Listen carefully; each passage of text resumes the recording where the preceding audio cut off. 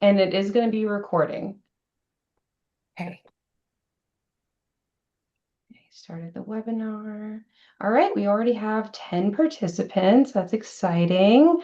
Welcome everyone to the Delta Philanthropy Forum, Delta Investment Spotlight. I will admit that I'm still getting used to webinars and it's really weird not being able to see everyone here, but it says we have 10 people here, so we're excited to have you. My name is Victoria Melendez. And I am a program officer at Local Initiative Support Corporation, and we are working in partnership with the Delta Philanthropy Forum to help elevate the exciting work that's happening in the Mississippi and Arkansas Delta. So today I have some really special people who are super brilliant, and I'm excited for us to share in your wisdom. We have Dr. Joyvin Benton, PhD, Program Officer at the Carl B. and Florence E. King Foundation. And we have Destiny L. Jones. She has a master's degree, and she is the Senior Research and Evaluation Associate at Lift Every Voice. I'm going to pause the introductions there and let us just dive straight into this conversation since we only have a little under half an hour. So take it away. Thanks for being here. Hi. So I'm Joyvin Benton. I'm a program officer at the Carl B. and Florence E. King Foundation.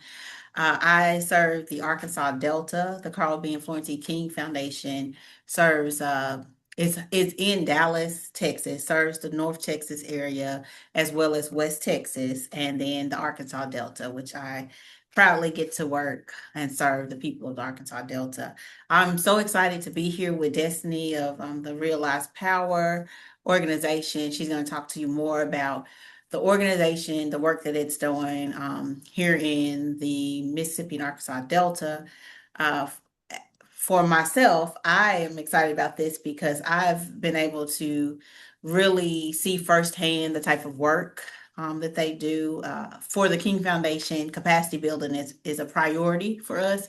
We believe that it's important for us to leverage our resources to make sure that our community organizations have what they need to be able to go beyond just the grants that we're offering, but be able to build a sustainable organization. And to do that, need a lot of capacity in a lot of different areas. And one area is being able to really think about how they evaluate and assess their work, because we know that they're doing great things, and when they can really show their impact, it's going to help them highlight the significance of the organization and their impact. And I believe that Real Life Power is able to do that. And so the King Foundation has really partnered with them to provide resources to help expand this cohort and bring some of our organizations from Arkansas to participate. So, Destiny,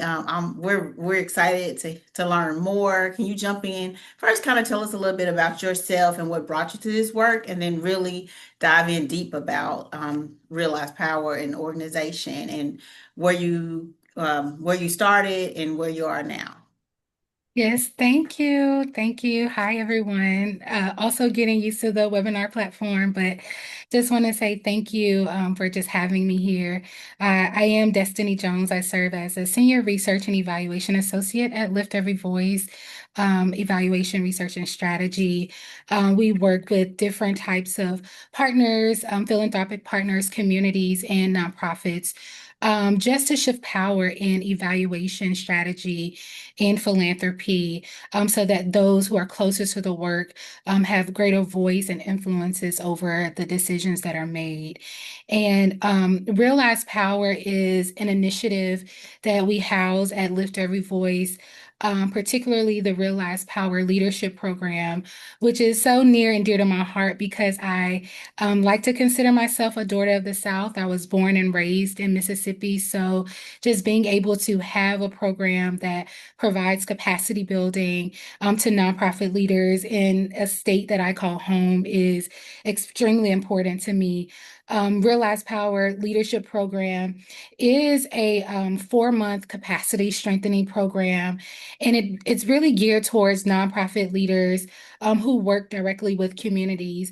And we support them in strengthening their learning and evaluation skills, really embedding their learning and evaluation and culturally responsive and equitable evaluation practices. But we also do some work around organizational leadership, as well as community engagement. And so we've had 3 cohorts now. Our first 2 cohorts, one was national, our second cohort was with California, and our third cohort was with our Southern leaders, particularly our leaders who are across the Mississippi, Arkansas Delta, as well as Georgia. And so with our Southern cohort, we were able to have an in-person convening in Jackson, Mississippi, at the 2 Mississippi museums, and just giving a special shout out to Joyvin as well as Cassio Batiste at the Foundation for the Mid-South and Yvette Roby at the Hope Enrichment Center, just supporting our Southern leaders in that way to help them build capacity, grow together in relationship. Um, and so one of the things that I really wanted to share about Realize Power, particularly our intention of developing a Southern cohort, prior to our Southern cohort, we have an advisory board for Realize Power. And our advisory committee mentioned, like, hey, there's a gap in representation. And Joyvin is also on the advisory committee. So she is right. She has seen how this work has expanded. But our advisory committee really lifted up to say, like, hey, there's a gap in representation from leaders in the South. And that prompted our team to be intentional about how we were being inclusive in our outreach. And more so, what do we want to target? Who do we want to target for our third cohort? And so before we opened up applications for the third cohort, our team did a scan. We did a scan across our southern states, specifically the Delta. We talked to funders. We talked to nonprofit leaders who we thought would benefit from this program. And we really wanted to get a little bit of context about the history and the funding ecosystem in the region and what were the funding needs of our nonprofit leaders in the South. And what we really found was that nonprofit leaders in the South were operating in a particular context where there were barriers towards outreach, community engagement, sustainability, and funding. And so this allowed us to really think critical and not just about thinking about representation for our Southern cohort, but also recognizing that this region has a unique funding ecosystem and that deserved intentional investments.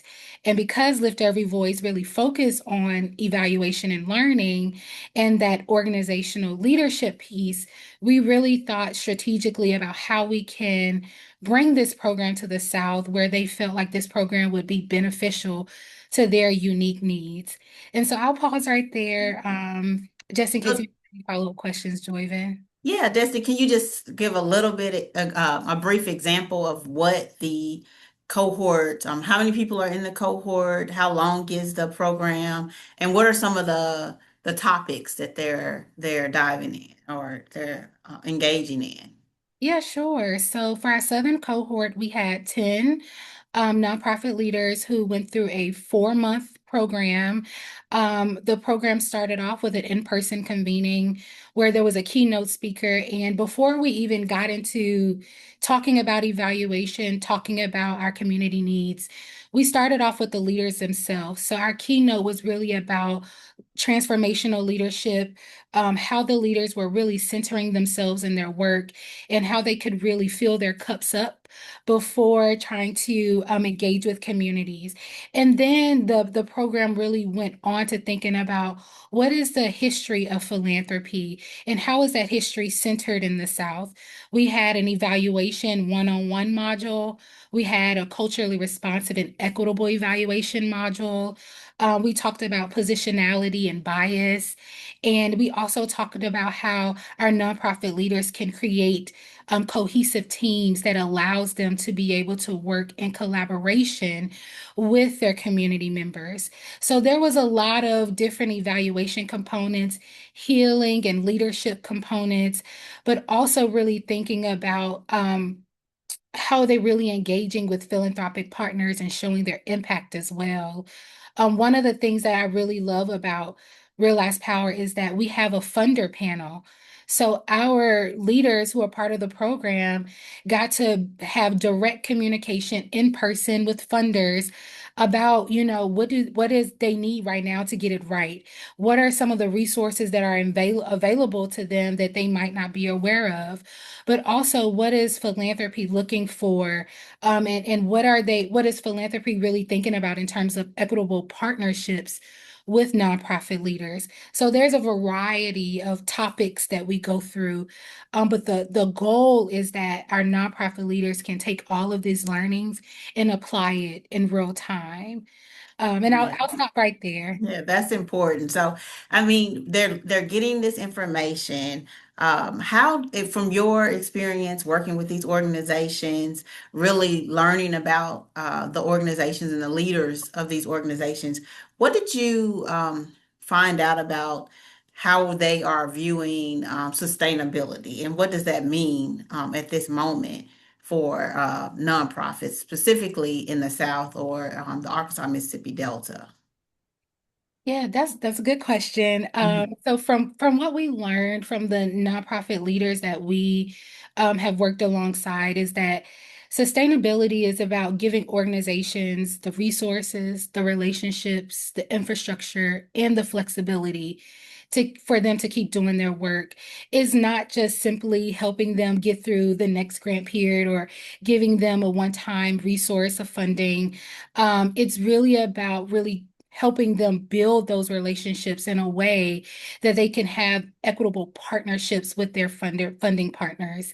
And so for our Southern leaders specifically, sustainability was already important for them, but it became even more significant given the current environment. And one thing I just really want to lift up is that there is a lot of investment need in terms of dollars and funding. There's quite a bit of investment need for our Southern leaders, but sustainability is more than just investing. It is building intentional relationships. And I emphasize that because at Lift Every Voice, relationship building is in our DNA. And that is something that we really wanted to kind of help our nonprofit leaders in the South really open the door to and step their foot in is how are you building those relationships before the funding resources come? It's not just on our nonprofits to build those relationships, but it's just a way of thinking about before we think about sustainability as a whole is who are you talking to? How are you building those relationships? And is that partnership going to support you and your infrastructure rather than just a one-time grant? And so I lift up relationship building as a key piece of sustainability because relationship buildings open the door for organizational capacity. It opens the door for supporting learning and evaluation. And those partnerships really are the key part. But I can say that for our Southern partners, our Southern nonprofit leaders, the relationship building piece and the funding piece were two big main things that came up in terms of sustainability. And that is where we kind of helped tailor our curriculum for the Realize Power program for them. Yeah, I think that's a really good point. And the fact that that's connected to capacity building, right? So Right.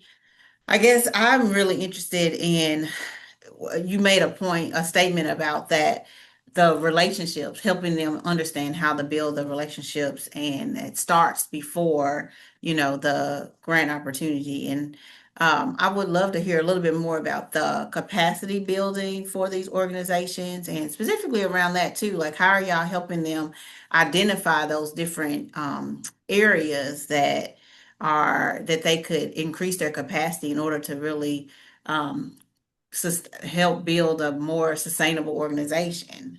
which is some of those areas that such as being able to really establish relationships with these partners. Yeah, sure. So I can touch on the capacity building piece. Capacity building for us, and we say capacity building, but we know that these leaders already have the knowledge and the lived experience. So we say capacity strengthening because they already have the skills. We're just coming in as a resource to strengthen their skills. I Um, like that. and so it's really strengthening their skills in we say evaluation, but learning as well, in their infrastructure and just the opportunities that allow them to do the work that they already need. And so capacity strengthening for us looks like research and evaluation capacity. So it's like, you want to apply for this grant, but you need support in really talking about your impact and who you're Mhm. serving. And we know like sometimes funders want numbers, but sometimes the heart of the work is in the story. So we're helping our nonprofit leaders really think about and strengthen their capacity in storytelling.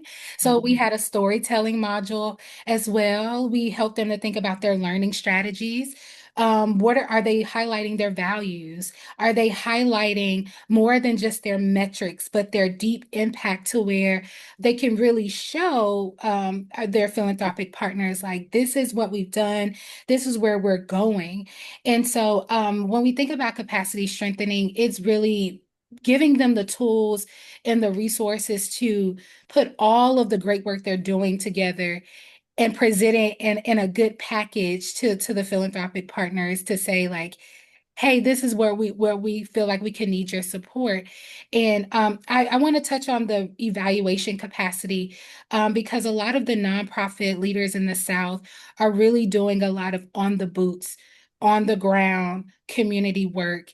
And we know that research and evaluation can be traditional, or you can have that culturally responsive and racially equitable evaluation. And I lift up culturally responsive and equitable and racially evaluation practice because in the South, we know that there's diverse communities that have diverse needs, and being able to show those needs in a way that ties back to their context really matters. And so we provide capacity strengthening in that area, particularly because when you get to the grant application and you're talking about who you serve, you need to be able to confidently speak to say, this is who I serve, and these are their unique needs. And you cannot figure out people's unique needs through just traditional evaluation methods. And so capacity strengthening could look at different, multiple ways, but we kind of focus on evaluation and learning. But I also want to lift up a great point that I live by when we talk about capacity strengthening. Capacity strengthening is supposed to create pathways for nonprofit leaders and their organizations to thrive. So it's not just here's some money for a particular project or here's a one-time grant for a particular initiative. It's a way for our nonprofit and philanthropic partners to come into partnership and think about what is the pathway. Mhm. And if your pathway is through your learning and evaluation or through your strategy, then you really be in relationship about that pathway. And so we see it at Lift Every Voice a bit differently, but I know by my value, capacity strengthening, it gives you the tools and it provides pathways. And so I encourage our funding partners to think about it in that way as well. I love that. That's what I was gonna, you just jumped to my next question. I was gonna ask, like, what do you think, the role of philanthropy is in this, and I'm gonna use this term capacity strengthening from now on. But, I think that as a funder, and we do have a responsibility to really try to better understand the the best way to learn from our organizations as well. So what are the strategies that work as far as really trying to, assess their impact? And I guess, what are there any examples or tools you can give as a funder, like, and when I'm looking at it from my standpoint, how do I strengthen my not only relationship, but how I work with a grantee partner and thinking about how we are um, viewing or assessing their work and their impact. Great question. So I think one of the things about realized power and just the work that is happening in the South, we like to think of it as shifting power. And shifting power kind of starts from moving away from the transactional funder grantee relationship back to equitable partnerships. And this is where our nonprofit leaders aren't just the recipient of funding, but they are a partner who helps shapes decisions. And so, like I shared earlier, the relationship building is a part of LEV's DNA. And philanthropy has a responsibility and a contribution to make to that equitable partnership, and not leaving that partnership to solely be, in the hands of the nonprofit leaders. We think about shifting power in terms of really acknowledging that nonprofit leaders have the expertise. And so when funders are interacting with nonprofit leaders, is really hearing that they have a story to tell. They have knowledge and direct access to communities that some organizations don't have. And so I think one of the ways that I can think about how funders can really shift power and really kind of be in a learning space from nonprofit leaders is doing more than just due diligence calls. It's really showing up to network and community spaces where nonprofits already gather, participating in conversations and funder panels like the one we have at Realize Power, investing in capacity building initiatives like Realize Power, where when funders invest in Realize Power and in our cohorts, they have immediate access to our evaluation findings.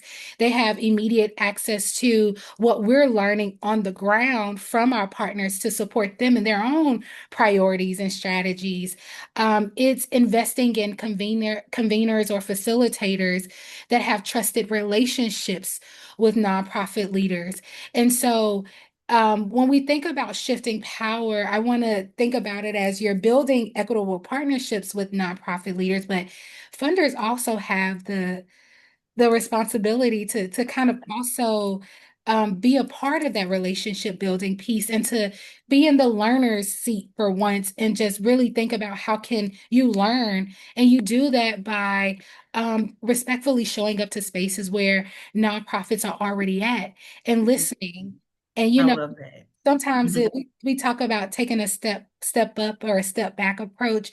Sometimes funders can take the step back approach and Mhm. just learn. And so I encourage our philanthropic funders in the South to really think about how investing in capacity strengthening for our leaders, what is the benefit of that to you? And one question that came up to me for that I would like our philanthropic funders to think about is what are you contributing to the partnership? Not Mhm. what are you funding? Yes, what are Not you contributing to what are the you partnership? contributing to the partnership? Not just what are you funding? Mhm. Um, and so I'll stop right there to see if you have any. That's really good. Yes. And I think the thing that I took away from all of the amazing things you said is that, being in community, when you're there and you are establishing relationships with your community organizations, your community leaders, then you have a better sense of what it is that they do, they need. And you can really think and work together around the capacity strengthening because you're not just maybe projecting what you think on them, but you're really in relationship and you can figure it out together or they can tell you exactly what it is that they need. Right, right, right. Yeah. Like that. I would see if we have any questions around this. I think Destiny, you've thrown out a lot of great gems, especially this around. I love this capacity strengthening and really thinking about for myself as a funder working at a foundation. How do we shift that power? I definitely have questions. So everyone who has questions, please put them in the chat or raise your hand. Otherwise, I just won't stop asking them because I have so many thoughts now. And mainly, and seriously, please put the questions in the chat. Raise your hand. Would love to hear from the community. Oh, we've got one right here. Sharon Hill. How do nonprofits begin working with you all? Great question. So every fall, we open up our application. Well, we start some planning first. So in the fall of every year, LEV goes through a planning period. And our planning period consists of what are the leaders that we want to target geographically? And what about that geographic context that we think Real Last Power would benefit, would create a benefit for those leaders? And so in the fall, we do the planning period. And then in the spring of every year, we open up, we call it readiness form. Some people call it an application. We don't call it an application because it makes you feel like you're applying for something. We just want to assess your readiness. And one thing that I like about how we go about Real Last Power is even if you don't have the evaluation capacity, we will never turn you away because we feel that if you are seeking out the program, you want to gain knowledge, and we never want to turn anyone away if you want to gain some knowledge. And so, what we do, like I said, in the spring, we open up our readiness assessment form. And typically during the planning period, we're talking to funders and nonprofits. And so some funders will say, here's some grantees that are in our grantee portfolio. We can help you schedule a call, or we can put you in contact with them, and we have one-to-one conversations. But usually we highlight our readiness assessment through our networks, through LinkedIn. But it's just a readiness assessment form, and we see who's interested in the program. It's a fully funded program. So Can our they find that on your website, Yep, the form? you can also find it on our Real Last Power website. I think Victoria just Yeah. Okay. linked it there. Also on the Real Last Power website, you can learn about other cohorts as well. But we highlight our applications every spring. And right now for the fall, we are looking for partnerships to support us in our fourth cohort. And so we are opening up to conversations with other nonprofits and funders who'd like to support Real Last Power as well. Awesome. I'm on mute. It's been 6 years, y'all. Still on mute. We have a little question from Keith Fulcher in the chat. He wants to know where you were born in Mississippi, Destiny. I was born and raised in Columbus, Mississippi. So we are considered the friendly city that's about 30 minutes away from Mississippi State. I also want to give a shout out to Brooksville, Mississippi. That's where a lot of my family roots are. And that's where the Hope Enrichment Center is for where my church member slash mentor, Yvette Roby, has supported in the rural area of Mississippi. Yep, David, a tornado hit that town about maybe 6 years ago. And we did a lot of community work and still doing a lot of community work to really revitalize some of the areas in Columbus. Wow.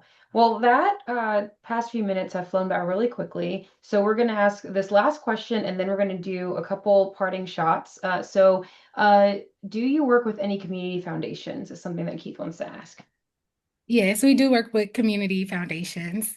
Yeah. Wonderful. Well, thank you all for being here. I have a few thoughts that I kind of just want us to orient ourselves to wrap things up, and then I'm going to put Joyvin on the spot for a little announcement about Chat and Chew coming up, since we have you here. But I know recently a lot of people were like really taken aback by a big study that Raj Shetty did about how the way that you can use Facebook to map wealth and how people gain access to wealth really by, who they go to school with and who they grow up with. And the reason why I raise that is because I feel like what Destiny is focusing on here is the answer to the questions that were raised in that study. It was like such a huge study. Everyone was talking about it at every single conference. And the answer is we shift power. The answer to this question of how do we relocate the resources and the people who have been taking on the responsibility to respond to those resources, the way we do that is by shifting power. So thank you for sharing that, Destiny. I feel like there's so many studies right now that are raising a lot of questions, and I love how your work is answering them and creating a meaningful response. I know we're a little teensy couple seconds over time, but I am going to turn it back to Joyvin for you to share just a little about Chat and Chew coming up, because I do feel like it's doing the work of shifting power. And then after that, Destiny, if you have any final remarks you'd like to share before we part ways. Thank you. I will just say, definitely as far as Lift Every Voice, if you are a foundation or any organization that's looking to really invest in an opportunity to help strengthen community organizations and nonprofits, please reach out to Destiny and Lift Every Voice. They do a great job. They are very passionate and committed to the work, and but also competent. So I definitely can highlight the work that they do. And as far as the King Foundation, we are hosting our third annual Arkansas Chat and Chew, which will be August 26th, 27th in West Memphis. And Kim just posted the seats are filling up fast, so you need to sign up now. The link, registration link, I would post it. Kim posted in there. Yeah, there. I don't know if it's on our website yet, but it might be. And Kim, if you have it, you can post in the chat.